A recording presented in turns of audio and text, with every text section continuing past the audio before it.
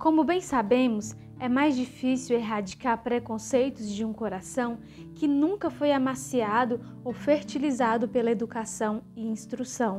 Nesse, eles crescem, firmes como ervas daninhas por entre as pedras. Assista a resenha do livro Jane Eyre.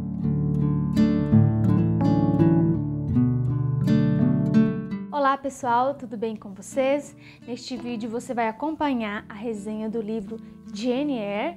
Primeiro eu vou fazer um resumo da história, sem spoiler, e depois eu vou levantar algumas questões que envolvem cenas mais determinantes na narrativa. Jane Eyre é um romance clássico da era vitoriana, foi escrito por Charlotte Brontë. Charlotte era inglesa, filha de um pastor anglicano.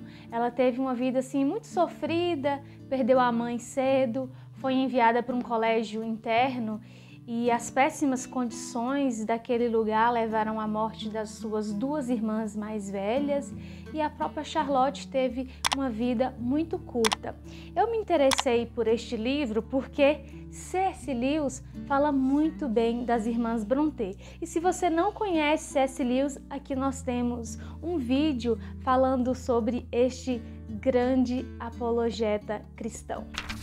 Como vocês podem perceber, este livro é um livro relativamente com muitas páginas, mas não precisa ter medo. Algumas pessoas têm um certo medo de ler livro clássico, achando que é difícil. Então, por isso eu quero ressaltar o quanto a escrita de Charlotte Brontë é maravilhosa. Este é um livro muito fácil de ler. A leitura flui, que é uma beleza. Eu li em menos de um mês e é consenso dizer que um livro clássico tem muitas camadas além da história em si. E você não precisa ficar preocupado em explorar todas as camadas na primeira leitura. Leia, tire as suas conclusões, reflita. Depois de um tempo, faça uma releitura. Reler livros é uma característica dos bons leitores. Eu ouvi uma definição de livro clássico e eu gostei muito. Livro clássico é aquele livro que passam os anos e ainda assim ele tem muito a dizer. Então, a quantidade de conjecturas que nós podemos fazer a partir da leitura desse livro é gigantesca e você não precisa se preocupar em fazer todas essas conjecturas de uma vez.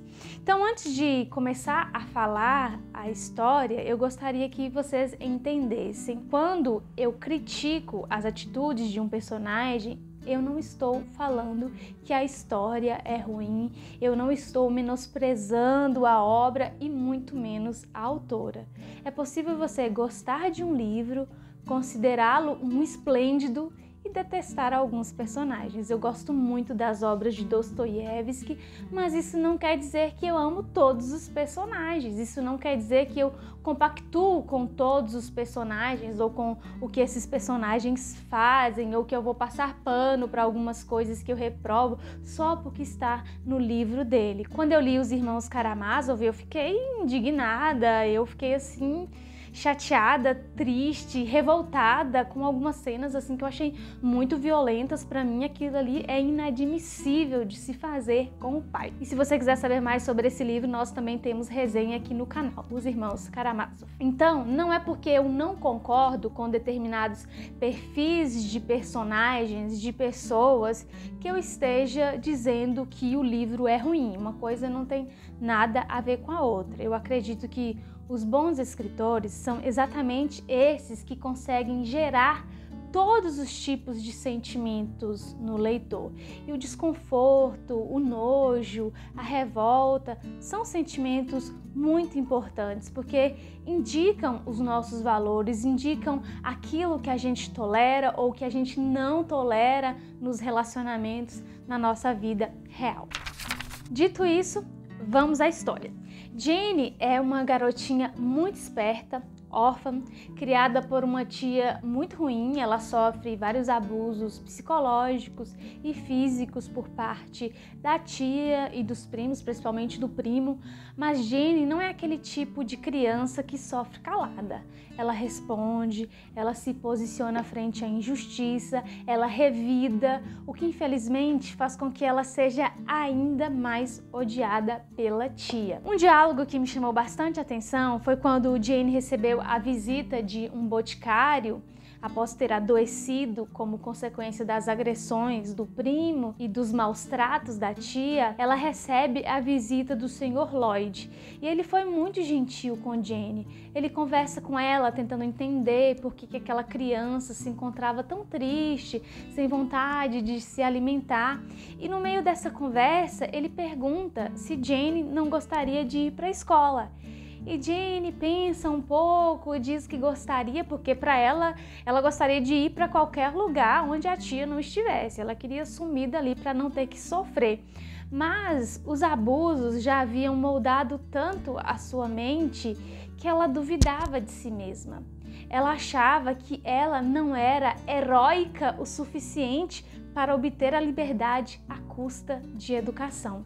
E eu achei essa parte muito interessante porque até hoje o caminho da educação não é um caminho fácil, não é o caminho mais fácil e infelizmente nem o caminho mais rentável, mas é o caminho menos injusto para nós alcançarmos a liberdade. E eu digo isso principalmente para quem não é herdeiro, para quem precisa trabalhar.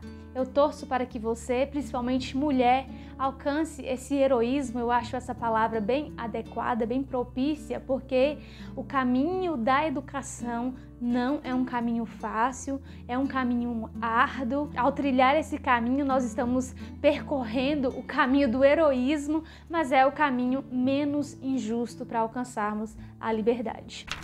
Então, continuando a história, Jane foi enviada para uma escola de meninas, que era uma espécie de instituição de caridade, e infelizmente ela continuou sofrendo com as péssimas condições do lugar. Ela passava fome, humilhações, castigos físicos. E assim, algo positivo que eu encontrei nessa parte da história em que Jane viveu no colégio foi a amizade que ela fez com Ellen Burns. Eu amei essa personagem. Pensa numa menina inteligente, uma leitora, uma menina com ideias extremamente racionais, uma menina cristã. Ela falava para Jane imitar a Jesus, para perdoar e não alimentar mais lembranças dolorosas que envolviam a maldosa tia. Outra coisa relevante sobre essa fase do colégio é que o diretor era um reverendo, um pastor. E eu enxerguei algumas críticas muito boas da Charlotte Brontë. O reverendo dizia que as estudantes deveriam se vestir e comer da forma mais simples possível. E sabe por quê? Para aprenderem sobre os sofrimentos de Jesus. Senhorita, por favor, um instante. A senhora está ciente de que meu plano na educação destas meninas é que não sejam acostumadas a hábitos de luxo e indulgência, mas que aprendam a ser resistentes, pacientes e abnegadas. Na eventualidade de uma refeição acidentalmente desandar ou de ocorrer um exagero ou falta de algum tempero, enfim, o incidente não deve ser neutralizado, substituindo-se a refeição por outra de melhor qualidade. Isto significa mimar as meninas e contrariar o objetivo desta instituição. A oportunidade deve ser aproveitada para a edificação espiritual das alunas, encorajando-as a demonstrar fortaleza de espírito diante de uma privação temporária. Uma instrutora sensata faria um breve discurso sobre os sofrimentos dos primeiros cristãos, o tormento dos mártires, as exortações do próprio Senhor Jesus Cristo, convocando seus discípulos a carregar sua cruz e segui-lo. Sobre seus ensinamentos de que nem só de pão vive o homem, e sim de toda a palavra de Deus. Sobre suas consolações divinas, se sofrerdes fome ou sede, em meu nome sereis felizes. Ah, senhorita, ao oferecer pão e queijo a estas meninas em lugar de mingau queimado, a senhora de fato alimenta seus corpos vivos, porém esquece que está matando de fome suas almas imortais. E ele chamava isso de coerência. chamava isso de coerência, enquanto sua esposa e filhas vestiam veludo, seda e peles, chapéu com plumas de avestruz, franja falsas de cachos franceses e se alimentavam da melhor comida. Isso me lembra os discursos sobre humildade e simplicidade feitos por alguns líderes religiosos da atualidade, enquanto desfrutam de todos os luxos possíveis e, na maioria das vezes, com o dinheiro suado dos fiéis. Fechando esta parte da infância da Jenny, que eu considero a mais sofrida, porque para mim é difícil ler sobre abusos até no mundo fictício, eu vi a infância de Jane Eyre como um retrato da realidade que muitas pessoas viveram. E que bom que hoje nós temos conhecimento psicológico sobre a importância da infância. As crianças precisam ser respeitadas como seres humanos e, como qualquer um, necessitam de acolhimento e compreensão. As crianças sentem, mas não são capazes de analisar seus sentimentos e, mesmo que consigam parcialmente entender, não sabem como expressar em palavras o resultado do processo. A notícia boa é que Jenny conseguiu sim vencer através da educação, ela se esforçou e foi uma ótima aluna, ela se destacou nos estudos e depois que se formou, tornou professora no colégio interno em que estudou. E essa parte para mim é uma das mais alegres, porque eu sou entusiasta da educação e eu achei o máximo Jenny ter se tornado professora na instituição onde inicialmente ela foi tão humilhada. E por ter uma alma inquieta, como ela mesma descreveu, Jenny desejou sair do colégio. Milhões de pessoas são condenadas a uma sina ainda mais insossa e monótona que a minha, e milhões vivem em uma revolta silenciosa contra sua própria sorte. Ninguém sabe quantas rebeliões, além das políticas, fermentam no íntimo das pessoas que vivem neste mundo. De modo geral, é esperado das mulheres que sejam muito calmas, quietas, mas elas se sentem exatamente iguais aos homens. Precisam exercitar suas faculdades, precisam de um campo para seus esforços, tanto quanto seus irmãos. Sofrem restrições rígidas demais, são submetidas à estagnação absoluta e é uma estreiteza de mente achar que isso está certo, que elas devem se limitar a fazer pudins, tricotar meias, tocar piano e bordar sacolas. É falta de sensibilidade condená-las ou rir-se delas quando procuram fazer mais ou aprender mais do que se convencionou necessário pelo fato de serem mulheres.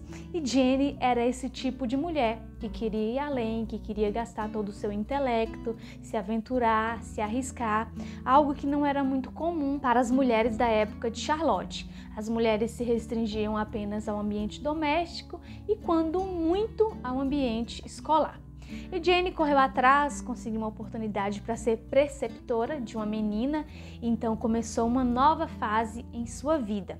Ela tinha mais ou menos 18 anos quando se mudou para Thornfield Hall para ser a professora particular de Adele.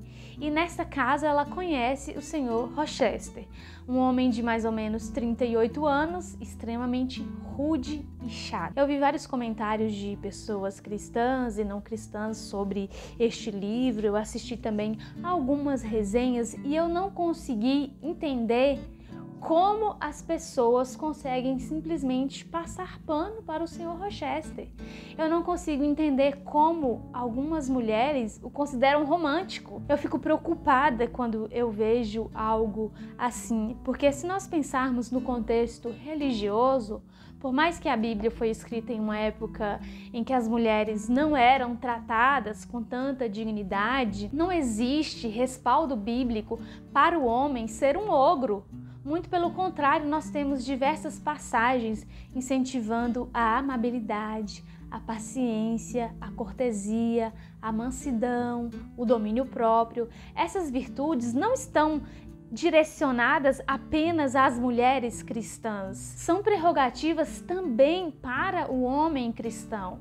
Ser macho não é sinônimo de ser bruto. Ser bruto é falta de elegância. ser amável, educado, sensível, delicado, não faz um homem deixar de ser homem. Inclusive, em 1 Pedro, no capítulo 3, no verso 7, este discípulo aconselha os homens a tratarem a mulher com sabedoria e igualdade para que as suas orações não sejam impedidas. Eu penso que Charlotte Brontë queria gerar desconforto ao criar personagens masculinos tão rudes, mas na maioria dos leitores eu observei o contrário, principalmente nas leitoras. Parece que não existe um desconforto, parece que está tudo bem todos os homens aqui neste livro serem rudes, autoritários, abusivos, nenhum homem presta aqui. Alguns argumentam que ela apenas retratou a postura masculina da época. Ok, pode ser, mas ainda assim eu não consigo achar normal e passar por essas partes como se nada estivesse acontecendo, como se fosse normal o homem ser rude, ser grosseiro. Até porque tem muito homem do mesmo jeito nos dias de hoje. E eu penso que Charlotte queria trazer uma crítica. Inclusive, os dois personagens pastores são homens autoritários, rudes, brutos, injustos, e por mais que sejam estudiosos da Bíblia, esses personagens negam na vida prática a semelhança com o Cristo, o qual dizem imitar. Isso tem muito a nos dizer, porque será que os homens cristãos de hoje prezam pela cortesia, pela paciência, pelo domínio próprio, pela mansidão, pela bondade, pela longanimidade? Todas essas virtudes são frutos do Espírito imprescindíveis, não apenas às mulheres, mas aos homens também. Já que este era um problema da época, isso retratava a época, então será que nos dias de hoje os homens estão pacientes, bondosos, corteses, ou continuam brutos como os homens retratados aqui? E Jane, mesmo levando todas as patadas do Sr. Rochester, ela consegue se comunicar com ele de forma muito educada, de forma muito objetiva. Ela não deixa de falar o que pensa, ela não é passiva, mas não é rude. E eu observei ela usar a comunicação não violenta em vários momentos. Então é possível nós sermos firmes e ao mesmo tempo pessoas educadas e gentis. Se você quiser saber mais sobre isso, pode ler esse livro aqui, ó, Comunicação Não Violenta, inclusive tem resenha aqui no canal. Para mim, o Sr. Rochester é um manipulador que se aproveita da sua posição de patrão e idade superior para conseguir de Jane o que ele quer. E eu anotei aqui algumas palavras que Jane usa para descrevê-lo: ríspido, abrupto, imprevisível, arrogância e frieza, instabilidade, marés alta e baixa, rabugento, teimoso como uma porta. E olha só como ele próprio se descreve: eu tenho o direito de ser um pouco autoritário, abrupto, talvez exigente às vezes com base nos motivos que declarei, ou seja, tenho idade para ser seu pai e enfrentei muitas batalhas que me renderam uma variada experiência com muitos homens de diferentes lugares e que viajei meio mundo, ao passo que você viveu reclusa em um colégio com um único grupo de pessoas. E é interessante que ele se justifica em ser grosso porque ele já sofreu muito.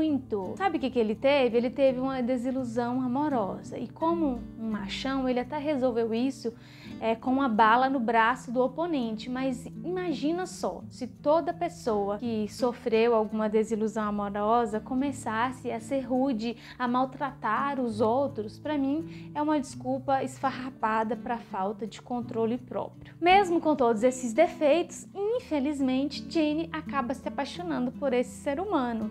Jane, tão inteligente, é fisgada pela paixão. Mas eu entendo em partes porque ela era muito nova e pelo seu histórico de abusos na infância, é psicologicamente explicável ela ter se apaixonado por um ogro. E isso é importante porque se nós não tratamos as partes machucadas de nós mesmos, nós vamos estar sempre em busca dos mesmos padrões abusadores para repetir a história. Como o livro é uma autobiografia da Jenny, ela diz que o Sr. Rochester passou a ser gentil com ela. Depois que ele estava interessado nela, ele passa a ser gentil. No entanto, olha só o que ela escreve. Ele era orgulhoso, sardônico, severo com subalternos ou inferiores em algum grau. No fundo, eu sabia que a gentileza dele para comigo era contrabalançada por uma injusta severidade para com muitos outros. Era dado a mal-humores. É bem complicado esse tipo de comportamento porque revelam problemas gravíssimos de caráter. A pessoa tratar bem, tratar com gentileza pessoas que ela está interessada e tratar mal aqueles que ela não pode tirar nenhuma vantagem. O Sr. Rochester era envolvido por um certo mistério, o que faz parte dos romances góticos. E eu achei muito interessante, uma vez, ele fala com a Jenny que ao se aproximar dela, ele estava buscando a paz de espírito, a regeneração da vida. E mais legal é o que Jenny responde: Senhor, o repouso de um errante ou reforma de um pecador não deve depender de um semelhante seu. Homens e mulheres morrem, filósofos vacilam em sua sabedoria e cristãos falham em sua bondade. Se alguém que o Senhor conhece sofreu e errou, deixe que procure acima de seus iguais pela força para reparar o consolo, para curar. Uma ótima resposta, porque os relacionamentos não devem ser usados como meios de regeneração. A gente não deve usar as pessoas para nada. Pessoas são falíveis. Nós precisamos procurar a paz de espírito em Deus e não nos humanos. Eu trouxe outra descrição de como Jenny era tratada pelo cavalheiro Rochester. Os qualificativos dirigidos a mim eram boneca provocadora, duende maliciosa, elfa desafiadora. Em vez de carinhos, eu recebia caretas. Em vez de um afago na mão, um beliscão no braço. Em vez de um beijo no rosto, um puxão de orelha. Estava tudo bem. No momento, eu decididamente preferi esses gestos a qualquer coisa mais terna. Para mim, essas são características de relacionamento abusivo. Puxão de orelha, o que tem de romântico nisso, gente? Virou o quê?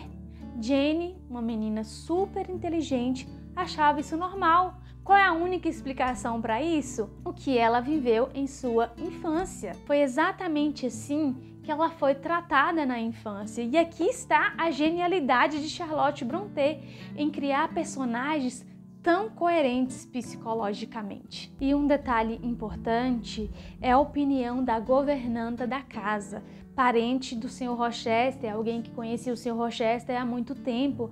Ela opinou o seguinte sobre este relacionamento: você é tão jovem e tem tão pouca experiência com os homens, é como se fosse um animalzinho de estimação para ele.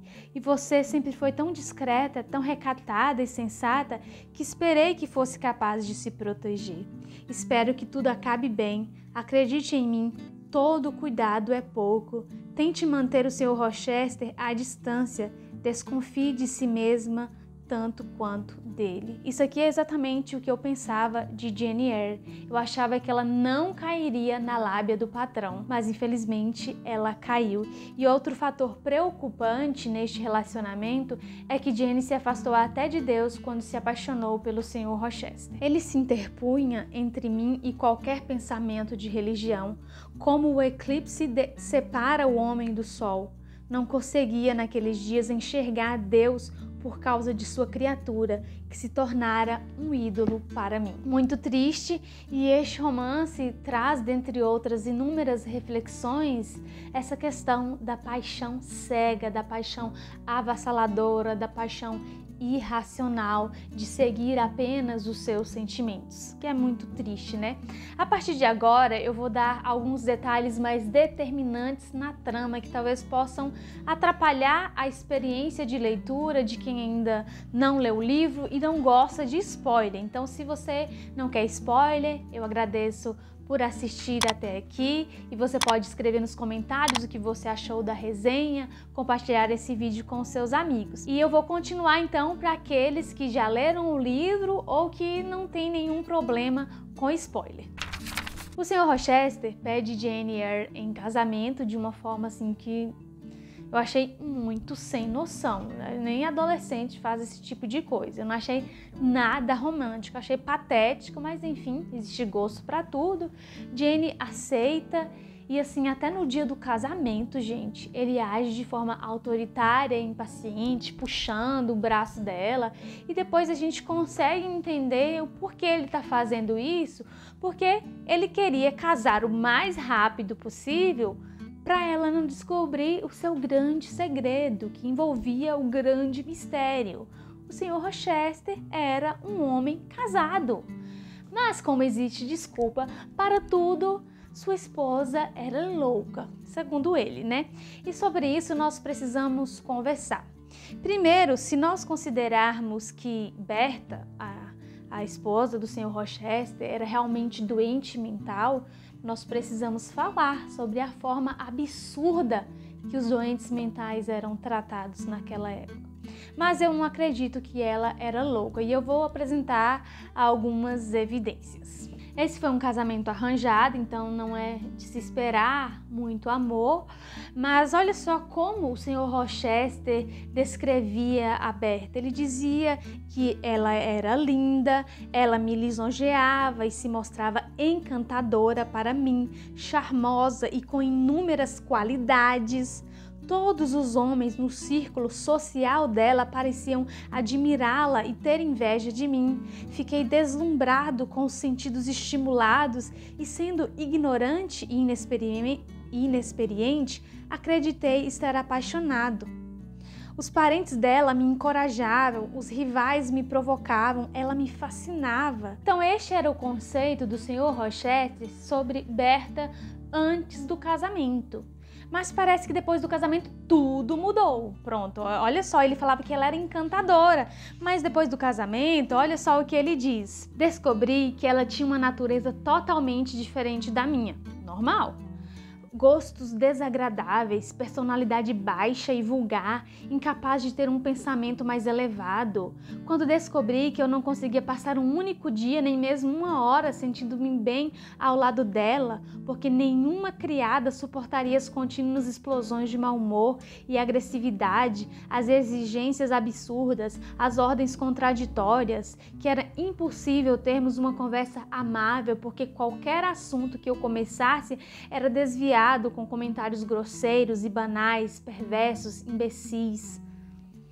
Complicado, né? Depois de 4 anos, ele disse que não suportava mais a sua mulher e o que ele fez? Trancafiou ela em um quarto porque ela foi considerada louca. Ele tinha cerca de 26 anos, então se nós fizermos a conta, essa mulher ficou trancada mais de 10 anos. Aí sim eu acho que ela realmente enlouqueceu. E o que o Sr. Rochester fez? Deixou a mulher trancada e foi viver como um solteiro pela Europa, muito romântico. E o que eu acho pior em tudo isso é que ele pretendia contar essa história maluca e obscura da vida dele para Jane apenas 1 ano e 1 dia após o casamento. Então ele queria casar com Jane, sem contar que ele era casado, que ele tinha uma mulher trancada na sua casa. E quando ele estava comprando, antes do casamento, vários vestidos para Jane, para que ela não aparentasse mais ser pobrinha, né? Ela disse que não queria esses vestidos, que a única coisa que ela queria dele era a confiança, e ele não foi confiável. O que Jane fez então? Ela fugiu, ela decidiu sair da casa do Sr. Rochester, escondida, ela passou por inúmeras dificuldades, ela chegou a um vilarejo e ninguém se compadeceu dela, ela se dispôs a trabalhar, e tem uma parte aqui muito interessante que retrata um pouco como era a sociedade da época. Sabe se o Sr. Oliver contrata mulheres? Não, é trabalho de homem. E em que as mulheres trabalham? Não sei. Numa coisa e outra, as pessoas pobres se arranjam como podem. Ou seja, mulher pobre sempre trabalhou. Depois de sofrer bastante, Jane é acolhida em uma casa por John e suas irmãs. John é um pároco, um outro cristão fariseu, autoritário, nada gentil.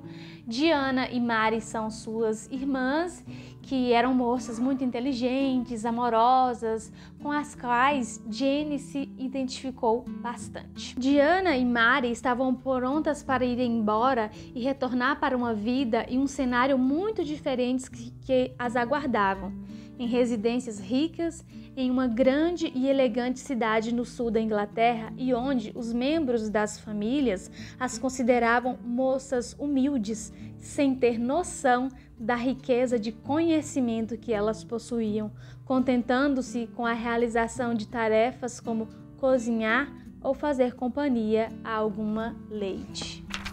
John consegue um trabalho para Jenny e um tempo depois acontece uma reviravolta em sua vida. Ela descobre que um tio deixou uma herança e que ela era prima de John e Diana e Mari, o que a deixa muito feliz a ponto dela querer repartir a herança com eles. Aqueles que haviam salvado minha vida e a quem eu amava sem ter como retribuir, agora eu poderia beneficiar.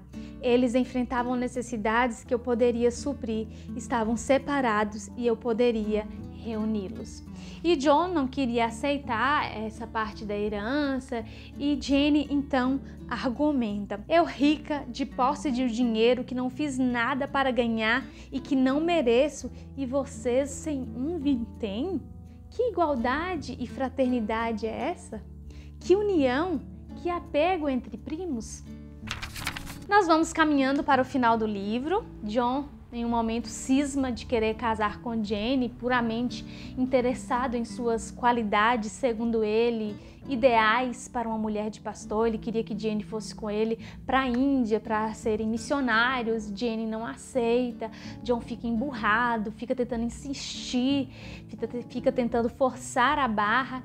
E Jenny sai então em busca do seu grande amor, o Sr. Rochester. E o que ela descobre?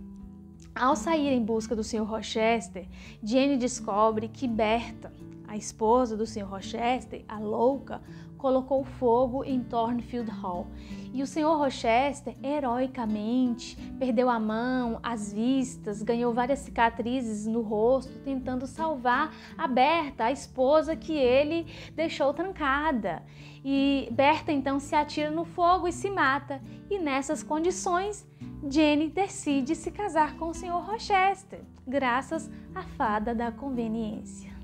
E em uma conversa com Jenny, quando ela tenta esclarecer para o Sr. Rochester como ela fugiu, olha só o que ela conta. Ele disse que eu nunca deveria ter feito o que fiz, ir embora daquela forma, sem nenhum recurso, que deveria ter comunicado a ele a minha intenção, confiado nele, que ele jamais teria me forçado a ser sua amante. Por mais desesperado e fora de si que pudesse parecer estar, e estava, ele me amava demais e tinha imenso carinho por mim para sequer pensar em ser meu tirano. Isso que é um pouco contraditório, porque ele diz que jamais teria forçado ela a ser sua amante. Ele estava tentando fazer exatamente isso. E quando ele diz que Jenny deveria ter confiado nele, ele não era digno de confiança, porque ela pediu a confiança dele e o que ele fez?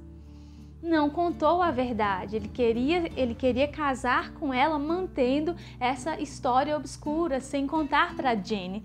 Para mim, tudo isso aqui é uma conversinha, porque ele planejou um casamento rápido, ele manteve um segredo, ou seja, ele enganou a noiva. Isso não é forçar uma situação sem dar a ela o direito de escolher? E quando ele diz que não forçaria Jenny, é difícil acreditar, porque o tempo todo ele age de forma muito autoritária para com Jenny. Eu vou até ler alguns trechos que demonstram como o Sr. Rochester se comportou quando Jenny disse que não ficaria ali como uma amante. Muito contraditório, mentiroso. Jenny, será que você pode ser um pouco razoável?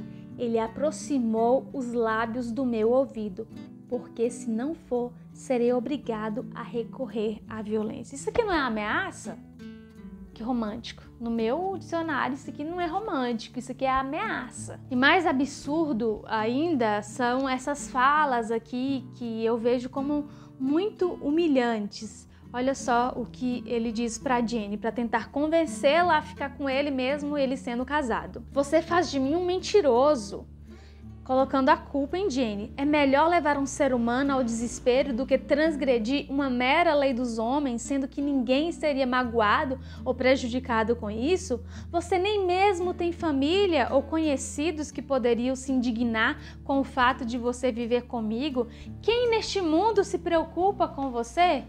Essas falas, para mim, além de humilhantes, são bem características de abuso psicológico. Não é uma relação entre iguais.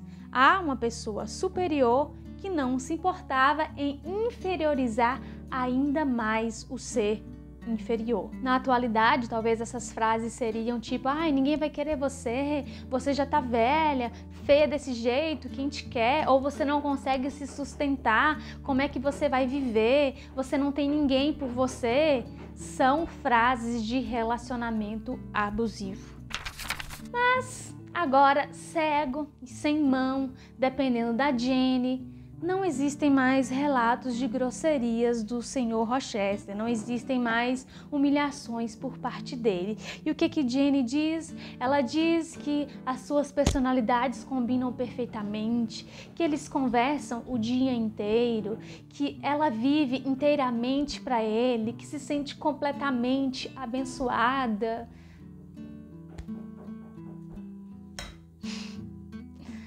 Eu só não entendi porque o livro termina falando de John. Jenny diz que ele nunca se casou, que ele dedicou a sua vida à missão e que está aguardando a volta de Jesus. E eu fiquei pensando, por que esse final? Por que terminar falando de John, da volta de Jesus? Eu fico pensando se é para dar uma esperança, porque a história toda é triste, esse final é muito trágico. E assim como John sacrificou a sua vida em prol de uma missão, ele viveu para o Evangelho, Jenny também sacrifica a vida dela em prol do Sr. Rochester. E eu sei que depois de passar pela tragédia, tem até uma parte que ele fala que ele começou a reconhecer a Deus.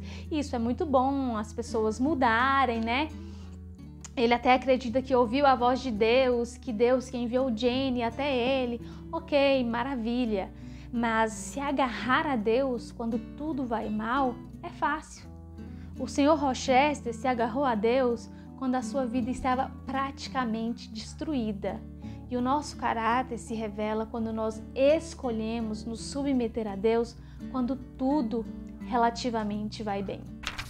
Se eu olhar para este livro aqui como um romance, sinceramente, se é só sobre essa história, só sobre uma historinha de amor entre uma menina pobre e um homem bruto que depois acontecem várias tragédias, ele fica bonzinho, os dois casam e viveram felizes para sempre, para mim foi uma perda de tempo. Eu não consigo ver uma história assim como algo genial, como algo... porque não tem romance, para mim isso não é romance. Eu não vi nada romântico, eu não vi nada bonito, eu não achei nada fofinho. Eu vi apenas dois homens, principalmente autoritários, querendo impor a sua vontade a uma mulher, homens que agiam de maneira rude e até mal educada, e em momento algum eles reconhecem o comportamento, em momento algum eles pedem desculpa, porque assim, eu sei, o ser humano é falho, todos nós erramos, mas nós precisamos reconhecer o nosso erro. A diferença está quando nós reconhecemos que nós erramos e pedimos desculpa. E Jenny, tão inteligente, uma pessoa que buscou tanto a liberdade, se entrega a um casamento com uma pessoa como o Sr. Rochester. Então, eu não acredito que esse livro é só sobre uma historinha de amor. Eu fiquei quase um mês conversando com o Wesley sobre este livro e nós conseguimos ver inúmeras camadas nessa história que geram muitas discussões interessantes e pertinentes. E eu acredito que é para isso que serve um livro clássico, para nos fazer pensar. Este livro tem muito a nos dizer ainda nos dias de hoje. E eu espero que você interesse em ler o livro e tente pensar além da historinha óbvia. E se você já leu, considere fazer uma releitura e tentar captar o que Jane Eyre está tentando te dizer nos dias de hoje.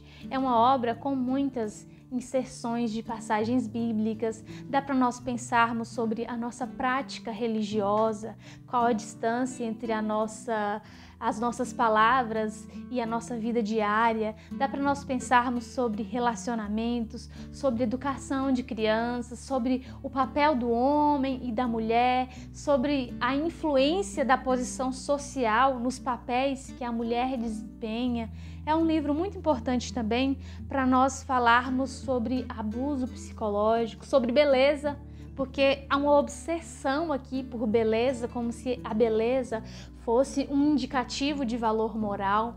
Então, tem muitas camadas para serem discutidas neste livro. O vídeo ficou grande, mas ainda assim eu não consegui abordar todas as nuances que nós observamos neste livro, mas as principais eu tentei passar aqui para vocês.